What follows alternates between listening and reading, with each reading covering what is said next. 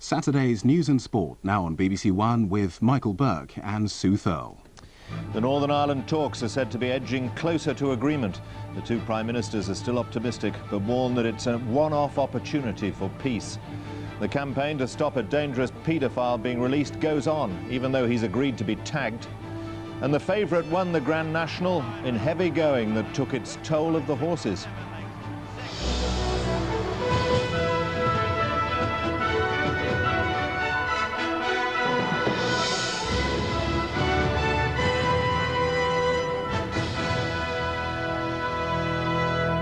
Good evening. Tony Blair and the Irish Prime Minister Bertie Ahern say they're confident they can reach agreement on the Northern Ireland issues that still divide them this weekend, and they've repeated that they think an overall settlement can be reached by Thursday's deadline.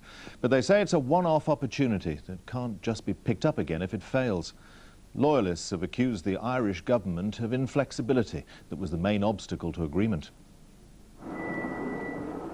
At Stormont, work is continuing throughout the weekend as the settlement deadline draws nearer. Although the Independent Talks chairman, Senator George Mitchell, has been unable to produce his final working paper as planned, his mood remains upbeat. I believe all of the participants, without exception, are showing good faith, are showing seriousness of purpose, are trying hard in a very difficult circumstance to bring this to a successful conclusion. His optimism was shared by the British and Irish Prime Ministers, even though they acknowledged some problems remained.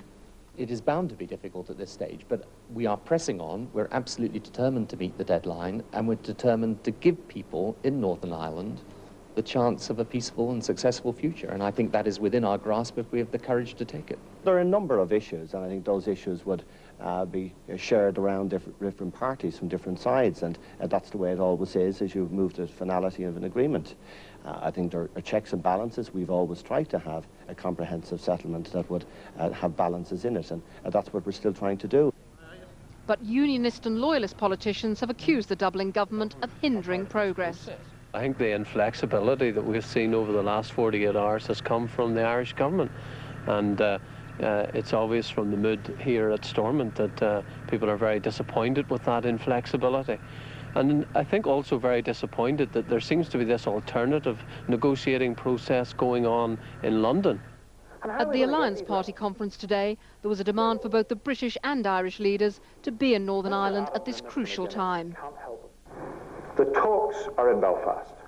The parties are in Belfast. The problem is in Belfast. And Belfast is where Tony Blair and Bertie Ahern are going to need to be. The people of Northern Ireland are hoping that all the politicians will increase their efforts to reach an agreement by April the 9th. June Kelly, BBC News, Belfast. Earth Summit, ridden by Carl Llewellyn and trained by Nigel Twiston-Davies, has won the Grand National. The 7-to-1 shot held off the challenge of Sunny Bay to become only the third favourite to win the race in 20 years. Security precautions put in place after last year's IRA bomb scare were also a success. The meeting passed off without serious problems. Thousands of racegoers heeded the advice of Aintree officials and arrived early for the Grand National. An increased number of police officers and security staff were on duty to try to keep delays to a minimum. Merseyside Police revealed this evening they'd received 8 telephone calls attempting to disrupt the National, but after careful assessment, they were not regarded as a serious threat. Right up until the race running, we got a threat. They were coming in fairly regularly at one point. But again, it's a sad fact of life, you know, in policing. We're fairly used to telephone threats by now, and we have a careful procedure, but we're not complacent about it. Among the enthusiastic crowd today, there was no shortage of people determined to enjoy themselves and keep the traditional party atmosphere. The authorities here are delighted that despite the intense security, the racing public hasn't been deterred from attending the world's greatest steeplechase. So they're lining up, that's it, they're under orders and away they go. And When the race got underway, the conditions soon took a heavy toll. 37 horses started the National, but even in the early stages there were numerous fallers and 3 horses had to be put down. By the time it got to the second circuit of the 4.5-mile course, there were only a handful of horses left, as Earth Summit and Sunny Bay turned it into a 2-horse race. About 5 lengths in front and safely holding them all at bay. It's Earth Summit is going to go on and win the 98 Grand National. Carl Llewellyn's second national triumph and a unique hat-trick for Earth Summit, having won the Welsh and Scottish Grand Nationals. It's amazing, it really was. I did think, you know, in the conditions, and he stays like hell. If I could just get him popping away, just conserve energy, and he's kept going, isn't he? Just about. There'll be celebrations tonight for Earth Summit's owners and relief for Aintree officials that this year the National will be remembered for the right reasons. Paul Newman, BBC News, Aintree. Campaigners say they still don't want one of Britain's most notorious paedophiles to be released from prison, even though he's now agreed to be electronically tagged. Sidney Cook is due to be freed next week after serving 9 years of a 16-year sentence for the manslaughter of a teenager. An electronic tag similar to this will be fitted to Sidney Cook when he emerges from prison. It should mean that his every move can be monitored, and the authorities hope that will reassure people. Cook, who's still viewed as predatory and dangerous, has also agreed to supervision by the probation service. Experts say it's a positive sign that Cook, who legally can't be made to have supervision, is beginning to cooperate, but it's only a starting point. It does, of course, have limitations. It will only tell you whether they're in range of their particular receiver, and it won't tell you where they are if they're not there. But as an adjunct to other kinds of supervision, which the probation service, as I understand it, will be supplying in this case, it's got a useful role to play. No, I will be on this number. I am here until he is released. Campaigners who tomorrow will hold a vigil outside the prison where Cook has spent most of his sentence certainly aren't satisfied. Kate Lowes insists he should not be allowed onto the streets. He is extremely dangerous, and given the opportunity, he will kill again. In releasing him, I believe our government is playing roulette with the life of another child, and for me, the price is too high. But although Wandsworth Prison will be the focus for campaigners, it's thought Cook has probably already been moved to try to avoid the angry protests. Alison Holt, BBC News. The summit meeting of 25 Asian and European countries has ended in London with a declaration by Tony Blair that they've created the right conditions for a new partnership into the 21st century. The European Union restated its solidarity with the Asian countries, including Japan, which are facing serious concerns about their economies. The summit did agree thousands of words on the need for greater Asia-Europe cooperation, but with no guarantees Japan and the governments at the centre of the Asian crisis really will make quick, dramatic reforms to strengthen their economies. Our aim was to show concern and determination and boost the crucial task of restoring confidence in the region. The message was also intended to show how painful changes can increase strength and stability in the long term. Even if the closing summit video was all smiles, the underlying message from Europe to Asia is spread ownership in your economies, open up, tackle corruption and nepotism, or else we all suffer. In Britain, the government is quite clear. After huge success attracting big-name companies from Asia to build here, jobs are at risk if the Far East has to scale down its massive investments. China, China, China! No, no, no! Outside the summit, there was dismay among demonstrators who accused the leaders of allowing the economic crisis to push human rights to the sidelines. We are very concerned that human rights is not going to be central to discussions here.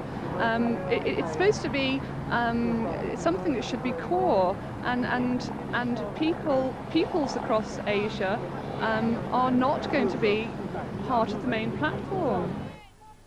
China, Burma, Indonesia were among those under fire, as well as Europe's arms sales to the region.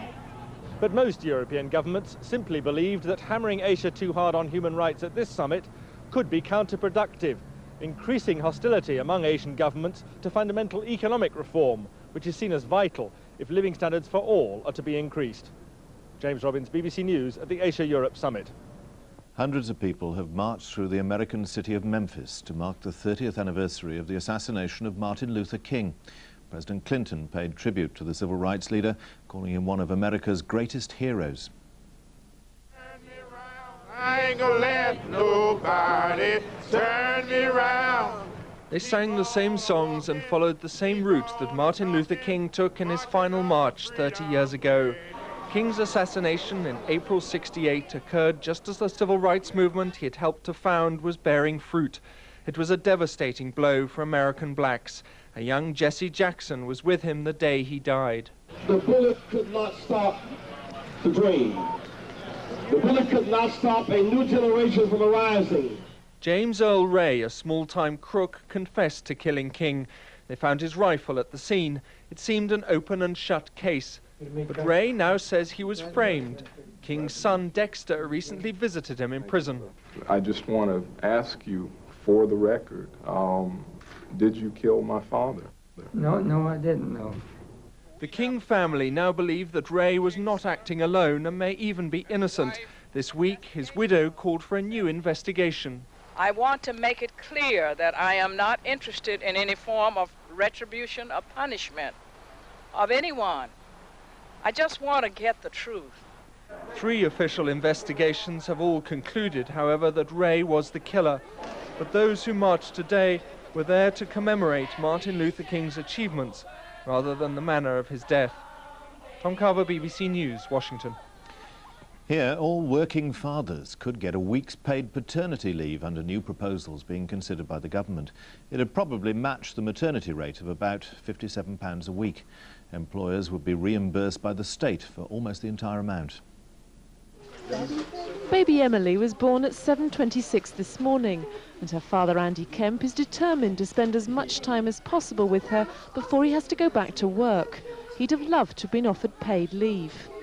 For me personally, I think it's very important that I'm able to spend the first few days with my daughter, and I would welcome any opportunity that makes that easier.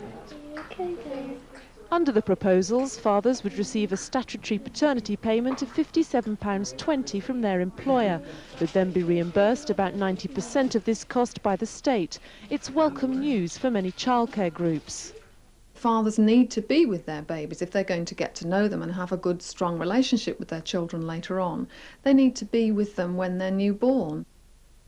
A few companies in Britain do offer their employees some kind of paid paternity leave, but they're in the minority. In fact, across Europe, only the 3 Scandinavian countries, Norway, Sweden and Finland, give fathers paid leave of 2 weeks or more, whilst Belgium and France offer their new dads just 3 days.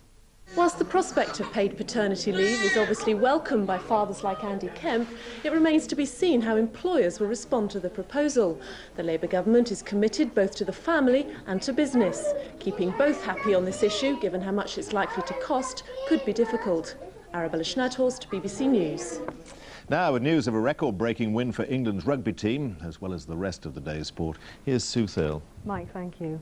England have clinched the Five Nations Triple Crown after a 35-17 win over Ireland at Twickenham this afternoon.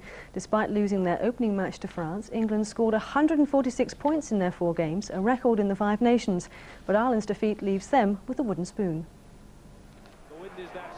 England wanted not just a win, but a win with style, and began promisingly when slick handling along the line put in fullback Matt Perry for his first try for England.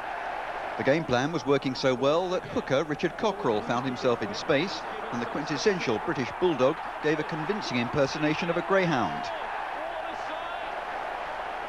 England gifted Ireland their only score of the half when a careless pass from Grayson was gratefully intercepted by Dennis Hickey. But 25-7 down at the interval, Ireland was still facing a deluge.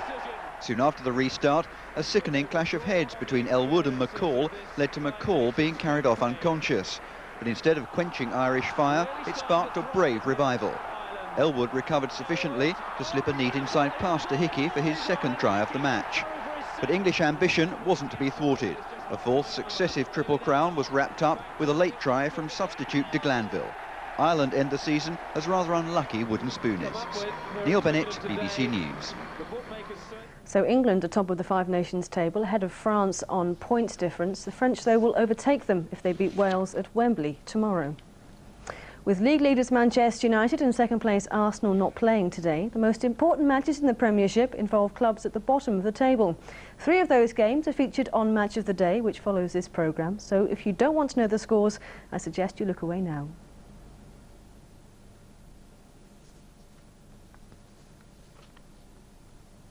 In the battle for European places, West Ham suffered a setback when they lost 2-0 at Aston Villa. Savo Milosevic came off the bench to score Villa's second goal. Benito Carboni scored Sheffield Wednesday's winner 12 minutes from time as they beat Southampton at Hillsborough. And Coventry drew 1 apiece at Leicester. Noel Whelan equalised for the Sky Blues after Stuart Wilson had put the home side in front. In the Nationwide League First Division, Middlesbrough missed out on the chance to close the gap on the leaders. James Quinn gave West Brom the lead from the spot at the Hawthorns and then put the home side further ahead 2 minutes into the second half. Middlesbrough, who included Paul Gascoigne in their starting lineup, netted a consolation goal from Italian striker Branca 15 minutes from time.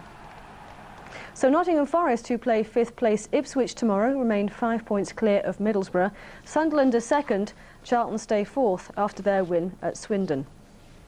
Falkirk and Hearts faced each other this afternoon in the first Tennant Scottish Cup semi-final, knowing that a win would put them through to the final against the winners of tomorrow's match between Celtic and Rangers.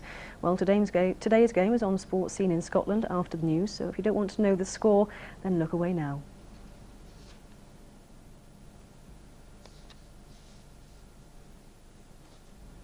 England's cricketers are on the verge of defeat against the West Indies in the third one-day international in St Vincent. The Tories finish on 209 for 8 after their 50 overs. In reply, the West Indies are close to reaching their victory target. After scoring freely in Barbados, England's fluency with the bat deserted them today. Nick Knight's premature slog an early pointer to what was to be a stuttering innings. Ben Hollyoake showed promise and began timing the ball well, but he too departed after holing out in the deep. Big brother and captain Adam tried in vain to increase the momentum. This 4 was the first boundary scored in 50 minutes. The middle order plugged away but couldn't cut loose. Mark Elam's soft stumping illustrating their disappointment. The home fans' early celebrations appeared well-founded when the West Indies raced away at the start, Phil Wallace combining power and timing to impressive effect. Brian Lara too looked in fine form and his side shaped up for what looked like a canter to the line. But tight bowling made the West Indies work for their runs, and when Hooper was run out with 36 still needed, England must have thought they were in with a chance. Phil Simmons, though, steadied the ship and steered the home side towards victory. With 3 overs left, they need just 10 runs to win. Steve McCormack, BBC News. And I can tell you while we've been watching that report, the West Indies have indeed won by 5 wickets.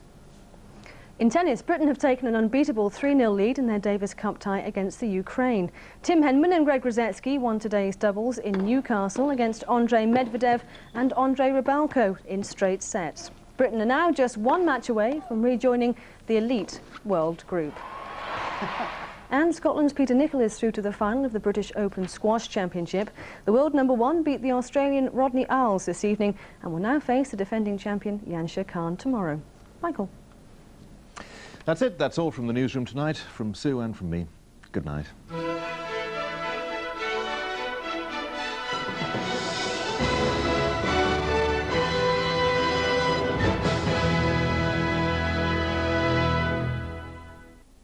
Hello again. With low pressure sitting over the country, it was always going to be a damp day at Aintree. You can see all those showers packing in on the radar across England and Wales, the more persistent rain.